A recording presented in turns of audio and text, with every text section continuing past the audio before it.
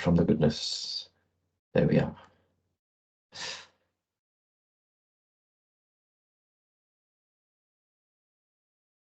Okay, bore da iawn pawb, croeso I sioe dangos a deud, prosiect ysgrifennu triawd. Good morning. Yeah, this is the show and tell for the trio writing project, the piece of work that we did in the first quarter of this year, so kind of between January and March this year. So it does feel a little bit like a long time ago now, and we were due to have this last week, but yeah, unfortunately, that wasn't possible.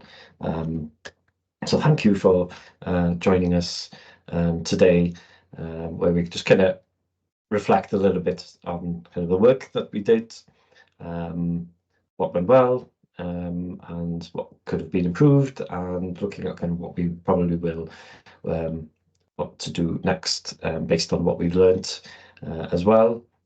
So who are we going to hear from today? Well, there's myself.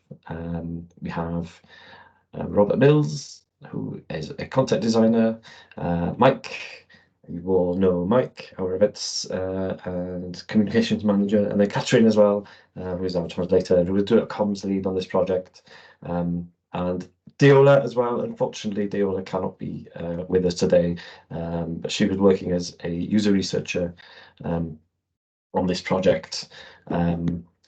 And yeah, I'll be talking a little bit about her work today, but unfortunately she can't be here today. So a little bit of background about this piece of work and how it came to be, I guess.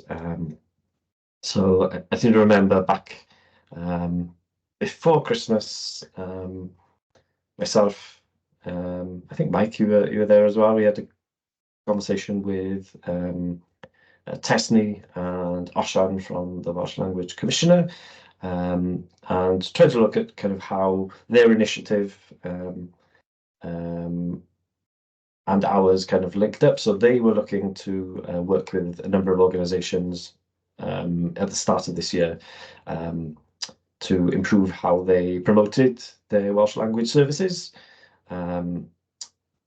And we were quite keen to kind of strike up a relationship with them and see how that kind of ties in with, you know, the fact that we want to see services being easier to use, and therefore, you know, the best way we think that could be achieved is that bilingual services are easier to use, and therefore, you know, they're easy to promote because people have good experiences with them. They're more likely to use them, basically. And that was kind of the middle of the Venn diagram between their initiative and our initiative. And it's out of that really that the main strands of work that we did during this project came to be, and we'll show you what they were in the moment. So as a more overall background as well, you know, we knew kind of at the start of this from previous research that we did at the Eisteddfod, probably in 2022 now.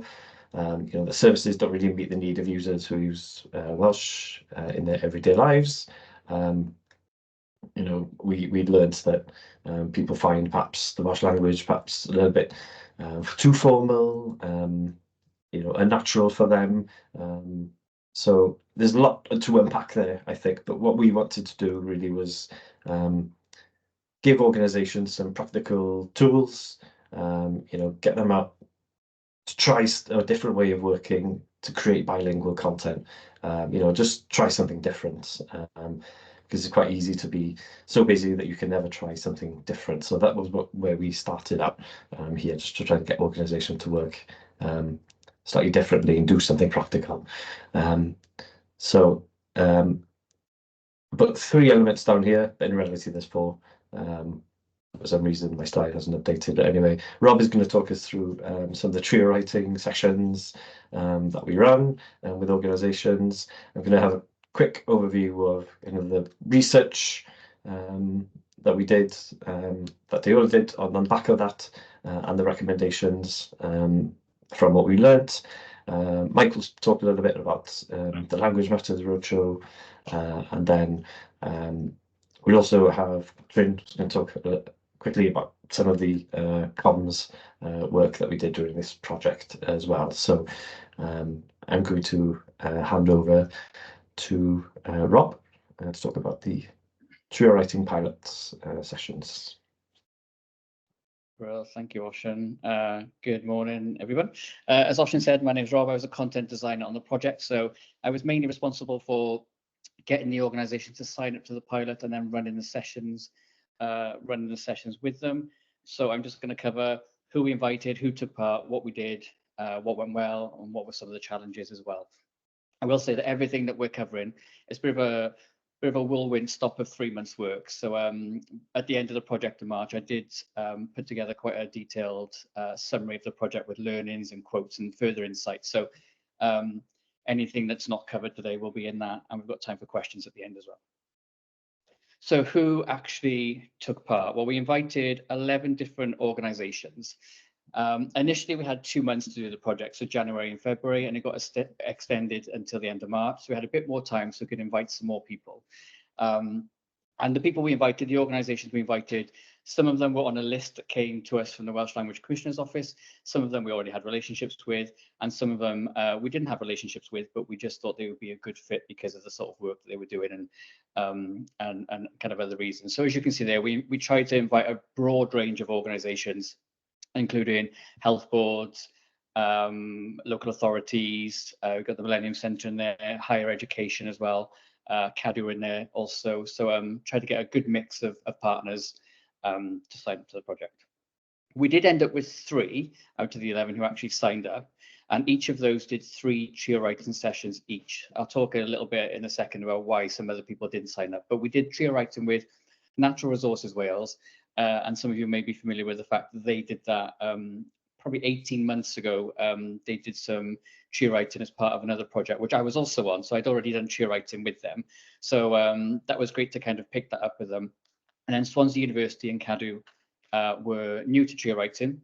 The CADU team we were connected to them through the user researchers at the Welsh Government and through that team. And then there was a sort of subject expert at CADU that we partnered with in those sessions. So we had 3 in the end. Ideally, we would have liked more, of course, but there were some valid reasons why others couldn't sign up. And they are poor timing for the engagement. So the initial sort of engagement emails and correspondence went out mid to late December. Of course, that's a tricky time with people starting to wind down. And then by the time everybody came back in the new year, it took a while again to kind of get those conversations going, started or picked up. So it sort of the time of the year was against us a little bit with that kind of level of engagement. Our ask wasn't maybe clear enough, I think, because we were having to work to quite quick timescales.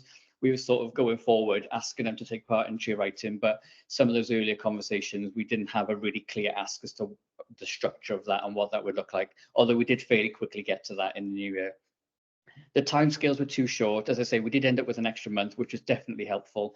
But for some people, if they weren't picking up the correspondence, say mid-January, and then that said, right, we need to be wrapped up by end of Feb, 6 weeks, it just wasn't feasible for some of the organizations to give that time. We couldn't get to the right person either. So some of the contacts we had, we tried to email people and contact people who were in the Welsh language services area or translation teams and see if that was a way in. That worked broadly for some of them, but for some people, we just couldn't get to that person who was able to kind of give approval to taking part in the process. And some of the organizations said they're already having success with their current processes. So Cwmtawg in particular were very fond of the way they were currently working and didn't really think that there was any benefit to taking part in the pilot. And the Wales Millennium Centre also said that their content designers currently work well and collaborate well with their translation team. So they also felt it probably wasn't the best use of their time.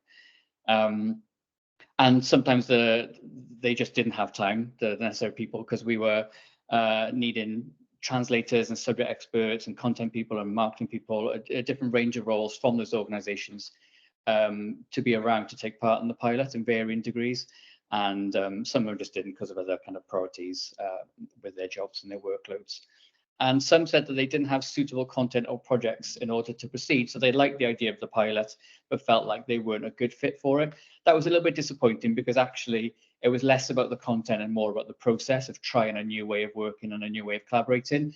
But it's also a fair reason.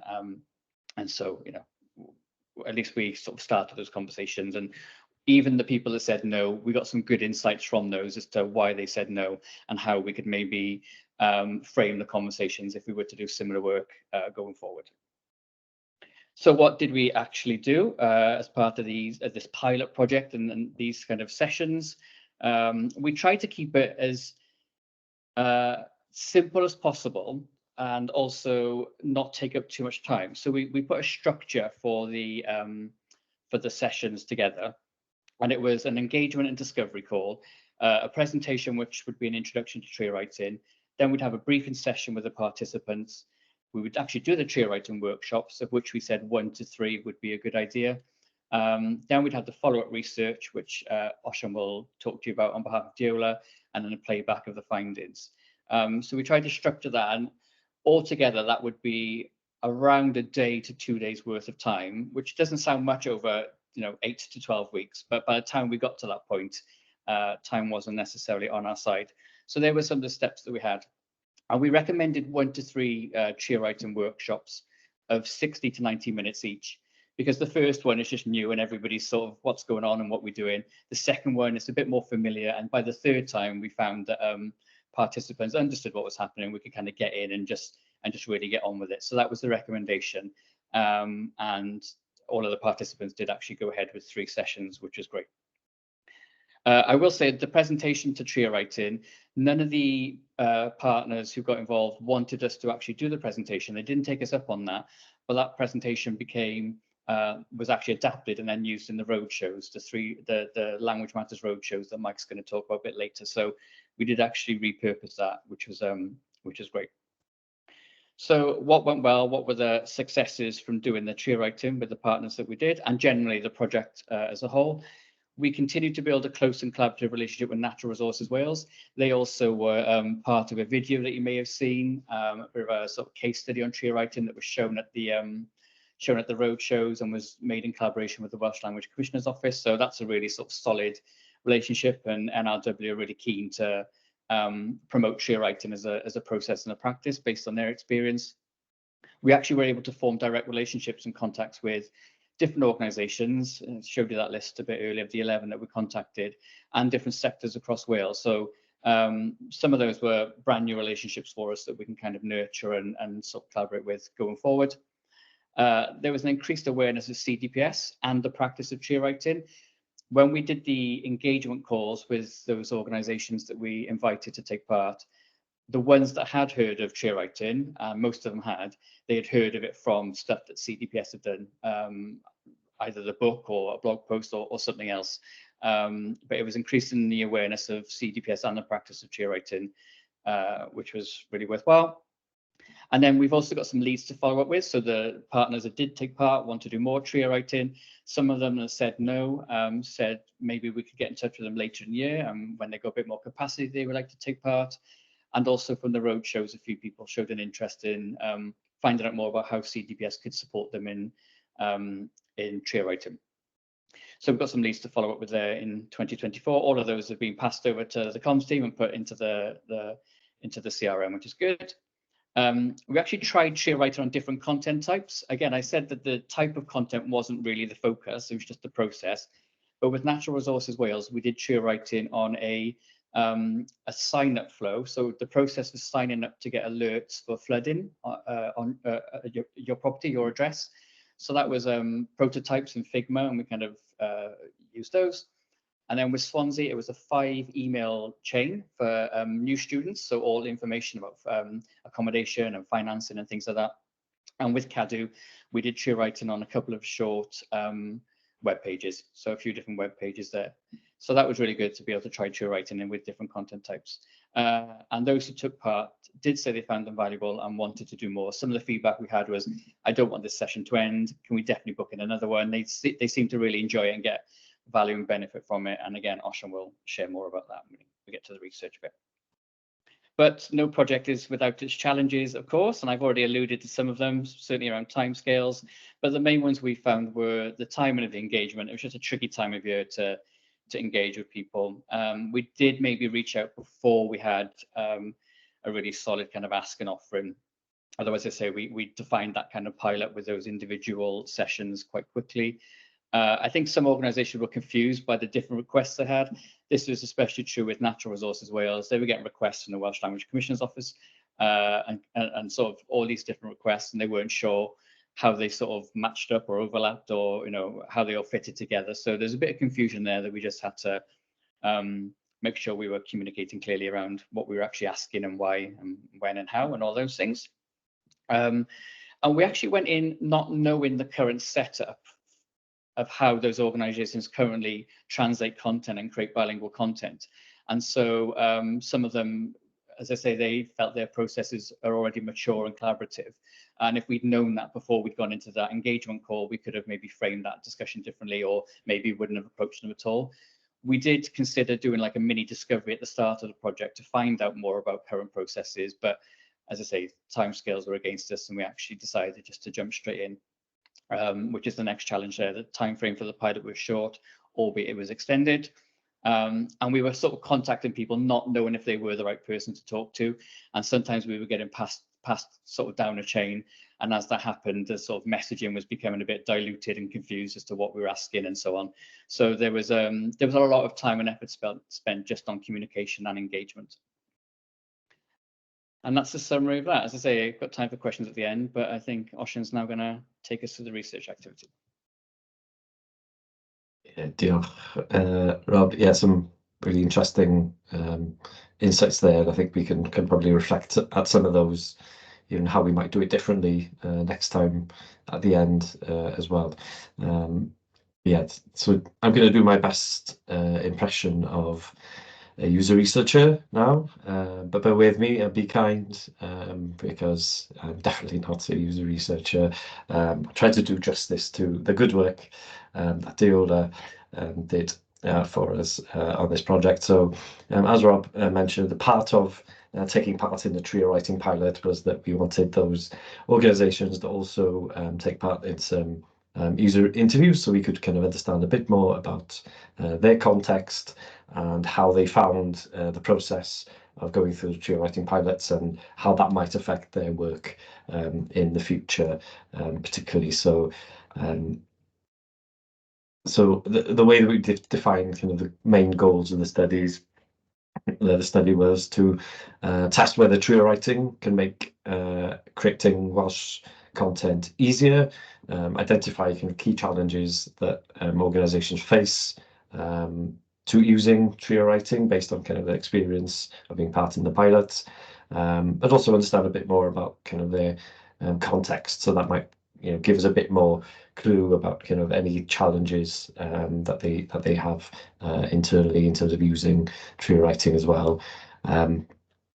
So in terms of the methodology and the participants, so as Rob mentioned earlier, we kind of recruited from our own network, but also kind of the list of organisations that the Welsh Language Commissioner was keen to work with to improve the promotion of Welsh language provision within their organisations. So yeah, we wanted anybody who was taking part in the trio writing pilots, ideally, to be doing this research as well. And the method we kind of used was kind of in-depth interviews, which were like 30 minutes long, and these were held during March of this year. And we've already heard kind of we have a few challenges getting organisations to take part in the pilots. The same was true on the research side of things. So yeah, we had 3 organisations who took part in the trio writing pilots. Unfortunately, participants who took part in the research only came from 2 organisations, and we can show you who they were in a minute. But in terms of who those individuals were, we wanted to have a cross-section as well of people who had never used trio writing before and organisations who had used trio writing before, to see kind of if they had any kind of different insights into it in their context. And yeah, this kind of research plan all kind of went through the ethics committee as well. So we'd done all the information sheets and the consent forms as well, and they're kind of all stored on our project folder in SharePoint as well. So we've kind of all got a record of those things that we might want to kind of reuse in the future as well. So we've alluded to some of the research limitations in terms of the number of people. So our aim was to recruit kind of at least 5 organisations, but unfortunately, obviously, we only had 3, and we only actually did user interviews with 4 people. So we know that these insights might not be representative of the whole public sector. It might make it hard to make not make assumptions. About kind of the wider context of different organisations. We also know that there's a slight bias in the participants for content designers and translators. So those are the people we spoke to. We didn't really get a chance to speak to a subject matter expert who could be kind of the other person really who takes part in trio writing. So we didn't speak to them during this research, so that's maybe something we can do in the future. So here's just quickly, you can see here we spoke to content designer, marketing officer, senior translator, head of translation, NRW and Swansea University, and we also knew whether they've heard of trio writing before before doing this as well. NRW obviously had. So those were the participants. And what were the questions that we asked them? Well, I'm not going to go through them all, but I'm just going to give you kind of a quick sample of the types of questions that Deola asked to kind of prompt and discussion. So for example, we asked, how do you currently manage making content in Welsh, where we're kind of getting a bit of information about the context of different organisations. And some quotes here. So, an organisation might say that digital services team involved in the content that goes online, they publish things online and make sure everything is compliant. Another team said, English, the English is the primary focus and is designed, and then they have 5 translators in-house and they use translation software. Anything that's under 1,000 words, they do it themselves. Anything beyond that, they kind of outsource it.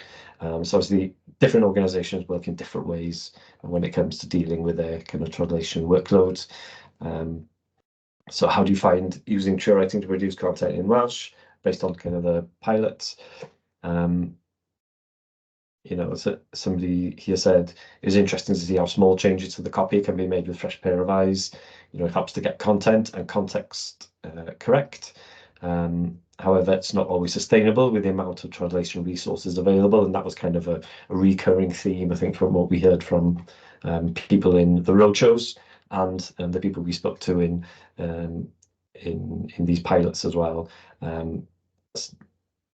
Somebody also did say, although it is time consuming in terms of trio writing, the amount of words that you can actually translate during a collaborative workshop like this, it can save you time in the long run. So because you get to ask questions up front as a translator, and it doesn't take the place of traditional translation.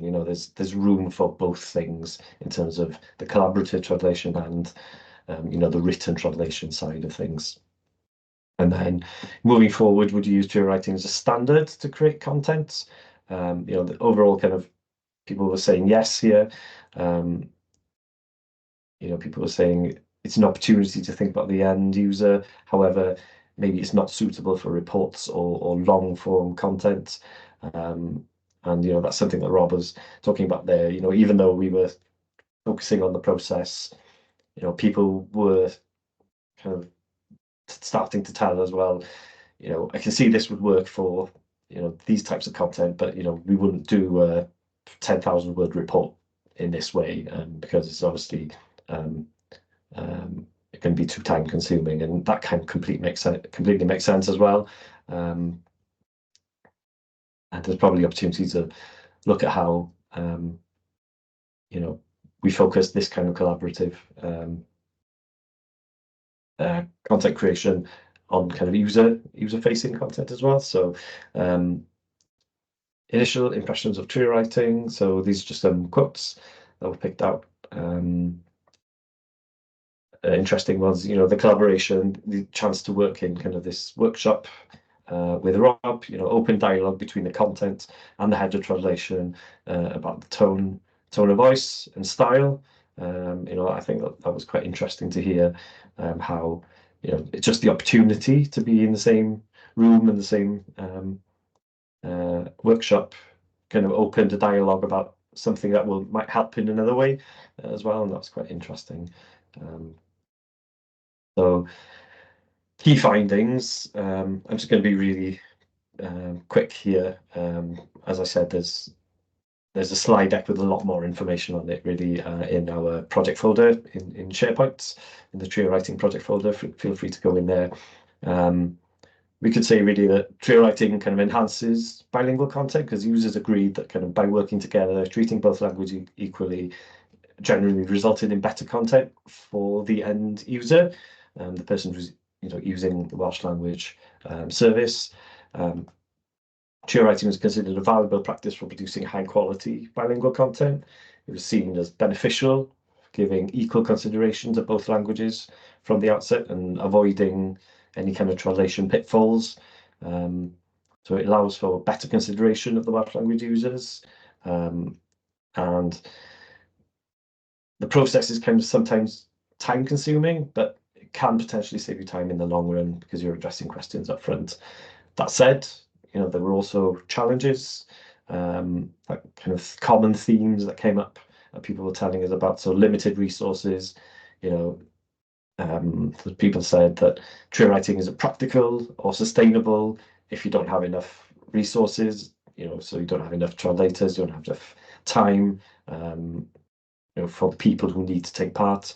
Not all types of content is suitable, especially kind of longer form content or content that's not user-facing. And standardization also kind of came out from the research participants. So users felt like they kind of needed clear guidelines and training to standardize Trio writing in their organizations. So perhaps, even though there's kind of no one way of doing it, the way I'm kind of interpreting that is maybe people want a bit more kind of guide rails to kind of help them to know how this could look in their organization.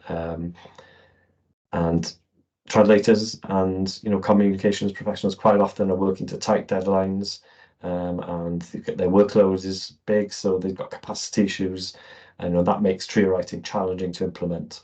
Because sometimes that means kind of taking a little bit of a step back and thinking about what you're trying to achieve with your content and who the users are. And sometimes when you're just on the treadmill, it's really hard to do that. And that was certainly coming out as well.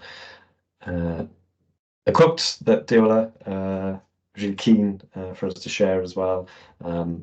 It's a quote that came from a research participant. So, this is a perfect process in an ideal world if you had the resources and the time, but this is not the reality. So, we need to know how and where to use this effectively, and what compromises we need to make sure that we're using techniques like Trio writing in the best way and the right way as well.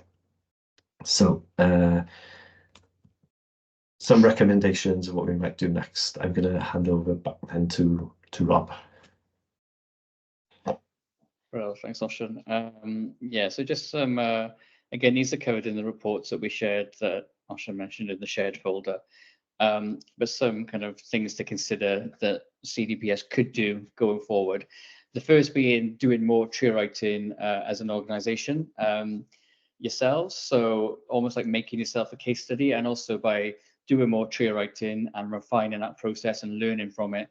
I think that would help then when you're going out to other kind of partners and organizations to talk about Trio writing and to sell Trio writing and to kind of get them on board for trying it as well. So the more that CDPS can do themselves, I think would benefit CDPS just generally as an organisation, but also benefit those sort of conversations and that sort of future work.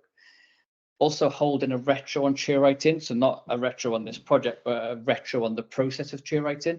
There were definitely some sort of different opinions of cheer writing as a sort of process and the benefits and challenges. So maybe holding a retro just to kind of get some or a bit more alignment within CDPS as to how cheer writing should be framed, and also alignment around the kind of benefits and challenges. It's not a silver bullet process, and I think there's a risk that it could be seen as you do cheer writing and all of your bilingual content will always be great forever, and it's not. It is beneficial. There are lots of benefits, but there are also lots of challenges and considerations, some of which we've been able to cover in this presentation. So I think that leads on to the third recommendation, which is really thinking about cheer writing in the broader user-centered design sense and practices.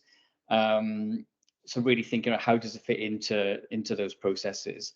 Content still needs to be tested after cheer writing to make sure that actually what you've done has improved the content and is beneficial, and content still needs to have a purpose, and you still need a strategy for the content and still need to understand the user needs and the business goals. So there's all those things to consider. So yes, it can improve collaboration, and it can be a good conversation start, and it can open up people's eyes to the other things going on across the organization. But I think we have to be careful as to how we kind of talk about cheer writing and frame it, so it doesn't sort of dilute other user-centered kind of considerations. And one thing that definitely came across in the pilot was the amount of time it takes to persuade people, to convince them and to get them committed to trying something new. And in this case, it was the cheer writing pilots, and for them to kind of understand the benefits. So even if they did understand cheer writing and why they could benefit from it, often people prefer the familiar because it's the path of least resistance. Even though they know it could be better, they're comfortable with how it's going. So it takes a long time to convince people to try something different and to go through change. So there's an opportunity there to create more awareness content of cheer writing as a practice and as a process. And that could be blog articles, around moving from a traditional translation process to user-centered approach to bilingual content. It could be like what content you can do cheer writing on with some examples. It could be using yourselves as a case study. And again, this content could be webinars, fireside chats. It could be blog articles. There's lots of different formats and types, but just a bit more content around what cheer writing is, the process, the benefits, some examples to kind of nurture those relationships through helpful and meaningful content. And then a slightly bigger recommendation in terms of like resource and time, but conducting research to better understand current translation scenarios. We learned a lot through the conversations with all of the organizations we contacted as to how they currently approached translation and bilingual content. And I think if any research can be done, that the insights from that research could then be included in some of that awareness content and in some of those conversations, because then there's data and evidence as to how things currently work, understanding challenges, but also learning from people who are doing it well. And their kind of setup, and then having a deeper understanding of how cheer writing could or could not fit into those kind of processes. So any research around that would be good. And then just offering other ways potentially for partners to collaborate. So we had, this pilot project. It was 1 to 2 days of time over several kind of weeks. We know that wasn't suitable for all. So it could be that CDPS could offer some kind of drop-in sessions, do some presentations and workshops and lunch and learns. And I know some of this stuff has been done, sending out more copies of the book, repurposing the cheer writing book, having maybe content clinics so people come in with their challenges around bilingual content.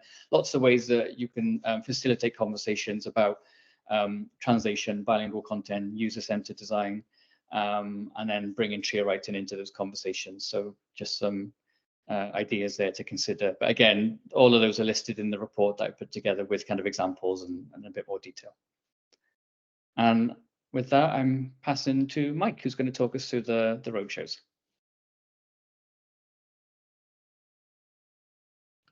Brilliant. Thanks, Rob. Yeah, so yeah, going on to the roadshows. Running a series of in-person external events with an influential partner like the Language Commissioner was kind of new ground for us here at CDPS. You know, we've delivered a lot of events ourselves, had kind of responsibility and control of what we do. So, you know, there was always going to be a challenge going into this. And also in terms of looking at, you know, how ambitious we could be as well.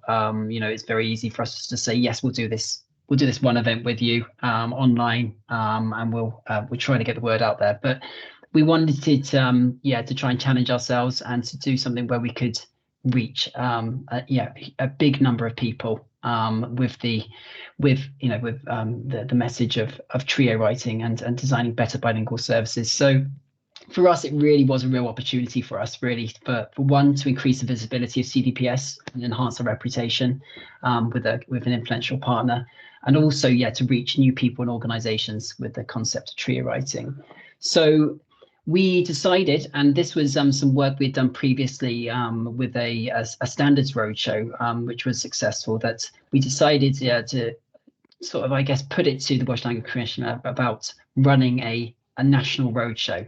So over a week sort of period, we decided to strategically place in-person events across the country where we could kind of show ourselves on the ground, get people out of their work from home offices, and getting together in person to connect with one another, learn from one another.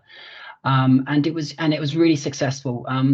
But one learning that we had from the Standards Roadshow and some feedback we had from that one that we did, I think it was obviously last year or the year before last, was about still having an online option for people, still giving people an option to be able to engage with the content, engage with what we're trying to get across. And one way to do that was, again, running a slightly kind of condensed version for the online audience. And as you can see here from our statistics, you know, we had 269 signed up to attend across all the events, which was quite staggering. It kind of took us a bit back in terms of how many people were really interested and really wanted to engage.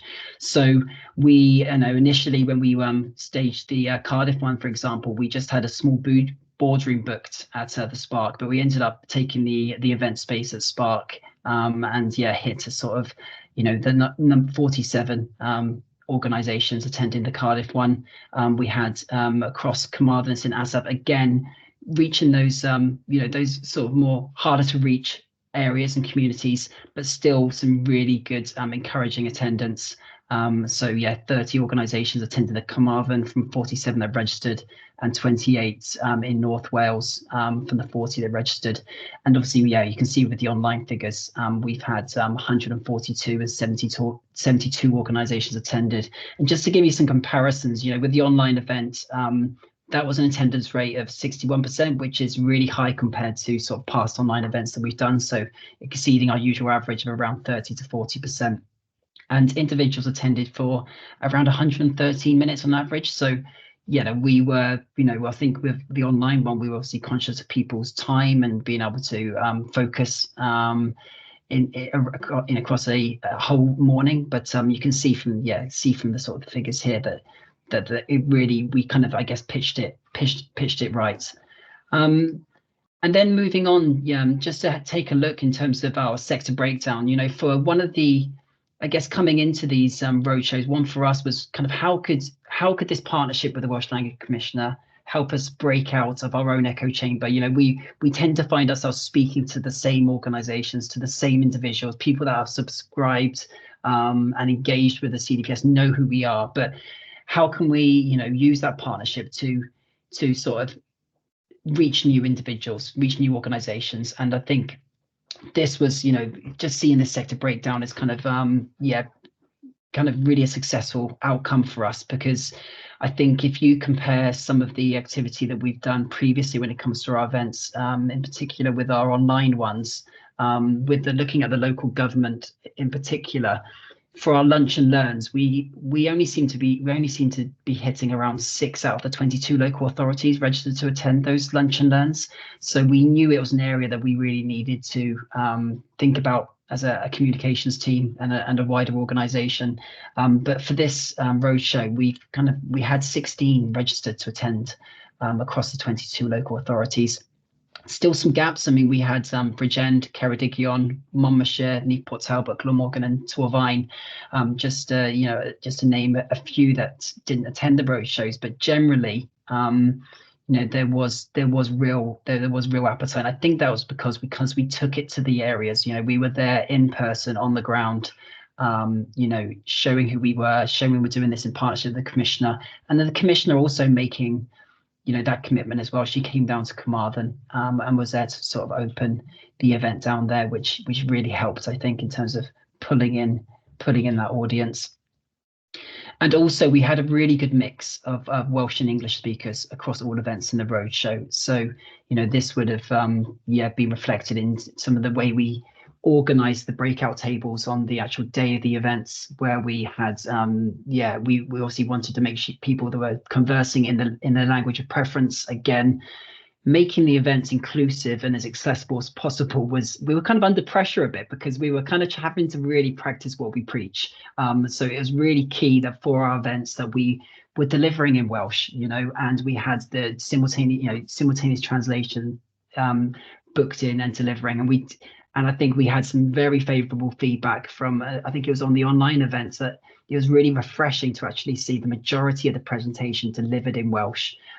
So I think, we can definitely give ourselves a big pat on the back in terms of what we did, in terms of practicing what we preach. There obviously, with any event, there were challenges. I think it was difficult when you go into a partnership agreement, it's getting that understanding of who their audience is, who our audience is. It did feel a bit disconnected at times. Like the morning was with the Welsh Language Commissioner, the afternoon was the CDPS afternoon.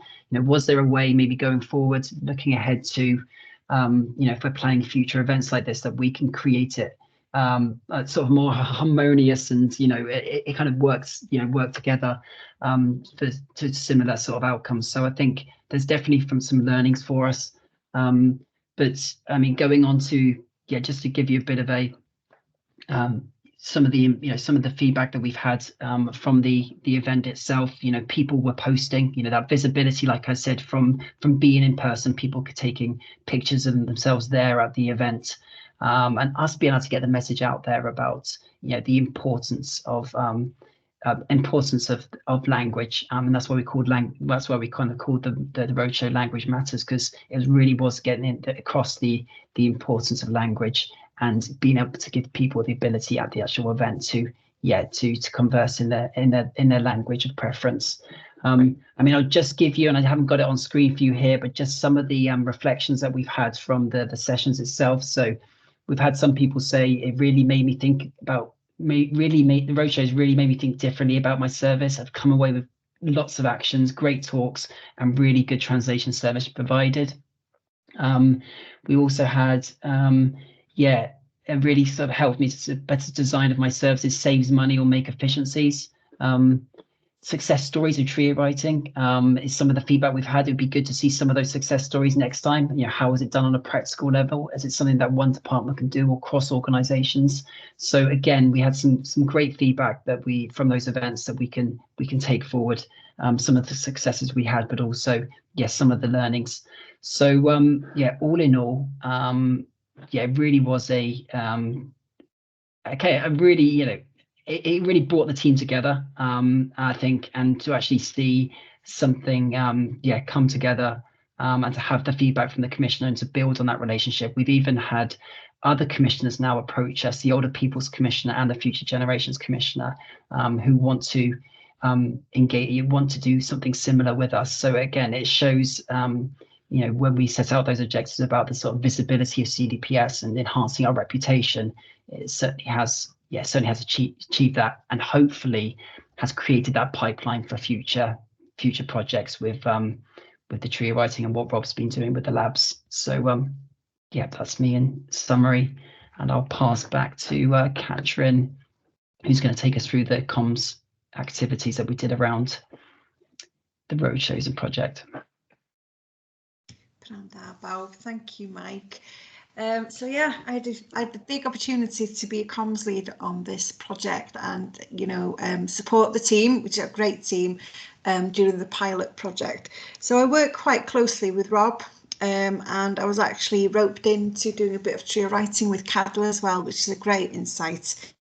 So there's a lot of things that goes on behind the scenes when it comes to being a comms lead, and nothing's possible without the support of every individual within that works on that project. So with Rob, we worked on producing a project page and also a blog midway through the pilot scheme. And then Osian, fair play, he's written up like a summary blog that should be published tomorrow or Monday at the latest. So please have a read of that. But this is definitely not the end of trio writing. We just need to focus now on how we're going to take it forward and keep it alive, as we say. So that's me in a nutshell. Diolch yn fawr.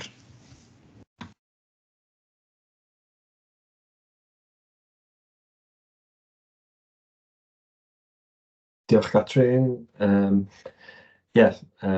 Definitely, as you say, not the end of trio writing, but definitely,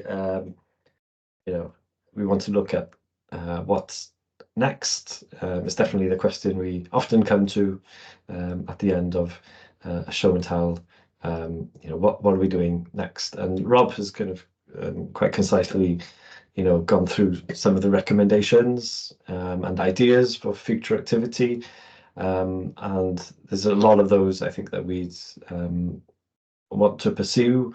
I'm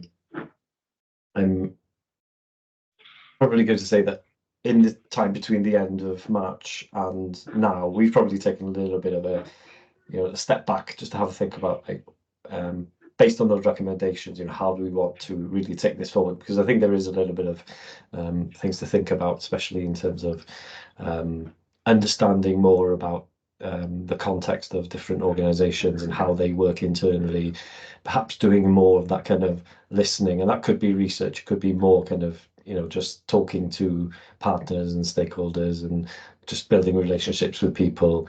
I think one thing we definitely want to do is not leave the people who we spoke to about the pilots, or those people who we spoke to in the roadshows. We don't want to leave them hanging. What can we follow up with? So I think we can follow up with some of the blog posts that we've shared. I think one I've just written that Catrin was talking about is about kind of what we heard about in the roadshows and reflecting back at people, what we've heard, what are your challenges? And I think that might be quite a nice way of going back to say, this is what we heard. And I think a good way to take this work forward as well, based on what we've learned, is to take perhaps more of a kind of co-design approach as well as listening and learning from other organizations, potentially, if we're going to, create resources or bring organizations with us, then maybe that kind of co-design approach to things could be a valuable one. We've heard there about case studies as well. That kind of came up in the roadshows quite a lot. We'd love case studies about how this is working. I think that speaks to perhaps organizations wanting to de-risk and have something to promote it internally within their organizations, to say, this has already worked somewhere else, let us try this. I think maybe we're in a little bit of a chicken and egg situation, where I think partly what we were trying to do in this project was to get more people to take part, to get more case studies. So I think that's why I'm thinking we probably need to take organizations with us a little bit more on that journey as well, by being modest and learning, as we do in CDPS as well. So if we did pilots again, perhaps if we do some later year, I think more time for onboarding, more time for building relationships, understanding how people currently work, tailoring things for people, for organizations individually. I think that would be really valuable. But I think there's definitely a wider consideration as well about where do we want to be in a year's time, in two years' time. I'd say we really want to see organizations independently going and using things like trio writing, collaborative ways of working to improve their design of bilingual content, and sharing that, and we want to see that happen, not just by us kind of bringing people with us, but people doing that independently. And that's, I think, where we want to get to. And there's also, where do we want to get to in terms of our relationships with not only the Welsh Language Commissioner, but as Mike said, other commissioners that have approached us to work with us as well. I think there's a lot of opportunity for us to work on specific projects like this, but also potentially involving them in some of the core activities that we do in the future in CDPS. Things like, the work that informs the service manual, the work that informs the design system, and an example of perhaps, a vision of what we want those relationships to look like in a year or two's time. Well, it could be that CDPS is the organisation that, the Welsh Language Commissioner or the Future Generations Commissioner, refer to when helping organisations to take practical steps to meet the Welsh language standards or to meet the wellbeing goals. They can say, oh, CDPS can help you do that by delivering better services in a sustainable way, in a bilingual way. So I think that's, there's opportunity for us broader in CDPS to think about how all that kind of links up, and linking up to other ongoing work that's happening in CDPS. So the user research team and the user research community currently did a co-design session where they were looking at bilingual research considerations, and that was absolutely brilliant, and that kind of is going to inform some of the service manual work. How do we kind of tie in this bilingual design work that we're doing, which of which trio writing is part, and how does it all kind of link up to each other, and how do we give it all that kind of strategic direction to know that we're all kind of going in the same direction, and we're not kind of working in our own pockets. You're doing research initiatives over here, and I'm doing trio writing over here. How do we make sure that we're all going in the same direction? So I think that's where it's worth us taking a little bit of stock at the moment, just to make sure that it's all kind of linked up as well, where we want to get to in CDPS. So that's roughly what's next, and I think we have got to the point where we can ask for any questions from people. We have about 10 minutes-ish for questions.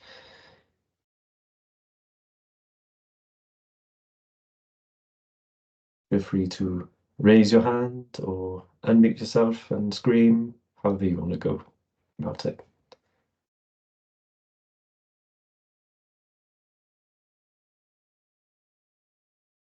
Go on, then I'll go. Hey, Joe.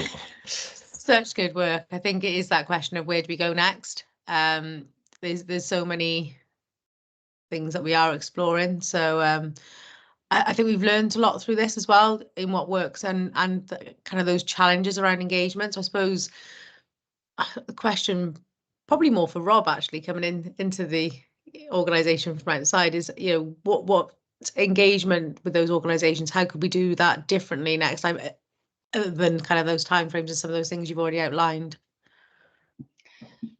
I think it's just more of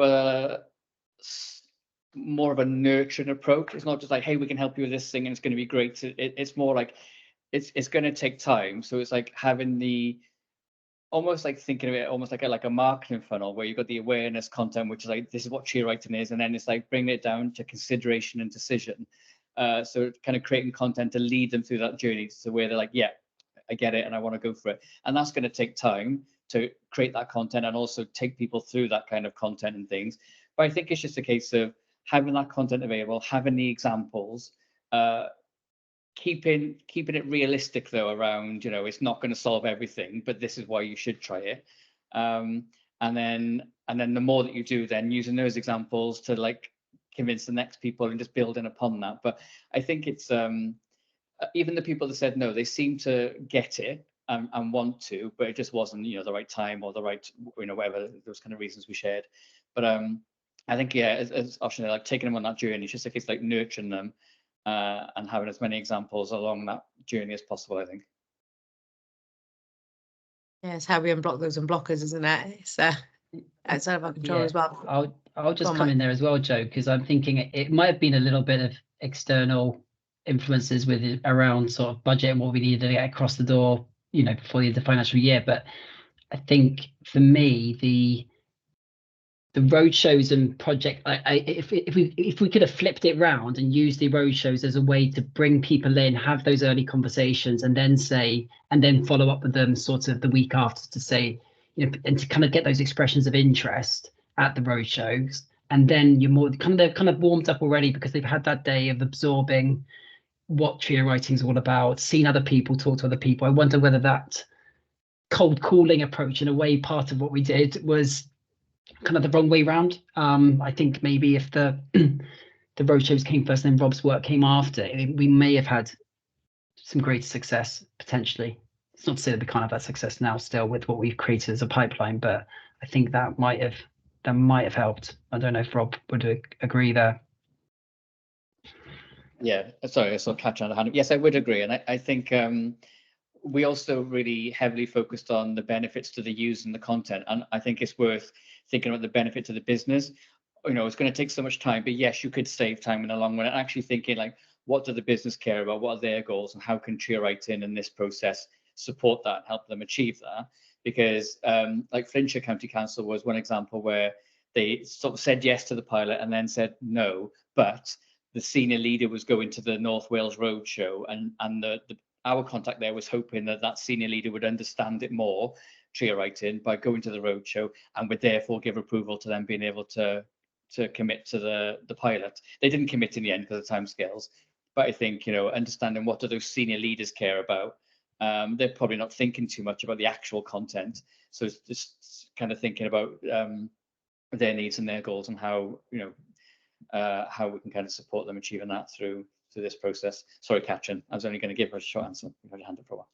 It's fine. You can tell we work together. It's great minds, really. But yeah, I think Mike, your point's really valid. I think we've discussed this in retros. That maybe we should have started with the roadshows, but it's a journey of learning, isn't it? But what I'm thinking about, because we've discussed what's next, how can we move forward? We need to, I think, reconnect with some of the people that attended roadshows. And extend out to them, I think, and maybe kickstart again, and offering like just a few hours or whatever, or workshops to help them and support them, to see it in practice, really, not just talk about it, because that's what I find, that yes, the book's there, which is brilliant. Yes, we've had the road shows, but because we've only done the pilot with three organisations, or extended right, sorry, I'm thinking Welsh, as you know I do. I think now's the time, maybe, quite early on, because like Oshan was saying, it's been a while since we've done this project, and it's been a while now since we've done the roadshow, but to keep it going, I think it's time to really consider who we can contact, who are really interested to maybe have a go at it, trial with us, and that we support them. I don't know, food for thought. Also, when we did the trio writing with Cadu, it was myself and Katrin, because they could either use their own translators, or we could provide translations. So Katrin did the translation there with the content subject expert, but actually Mayna, who's head of Welsh Language Services at the Welsh Government, she joined those sessions as well. And she said she's been trying to change kind of processes, improve bilingual content creation for quite a while, and keeps kind of coming against some hurdles and things. So that's a really great relationship to kind of lean on, because she has seen and contributed to trio writing firsthand and really understood the benefits of it. So as well as following up with people who have shown an interest, actually making the most of the people and the relationships where they did actually say yes, and not just leaving it there as well.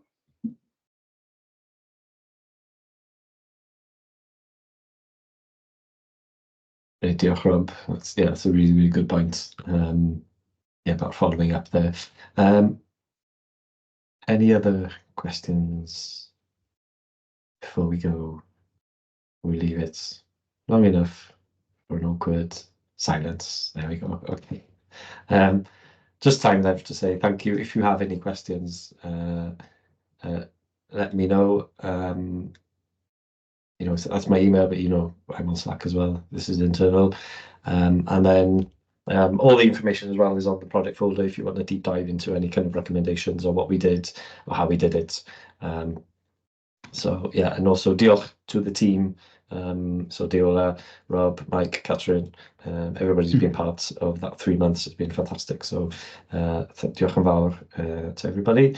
Yeah, and hopefully we'll be back soon to tell you how what we did next went.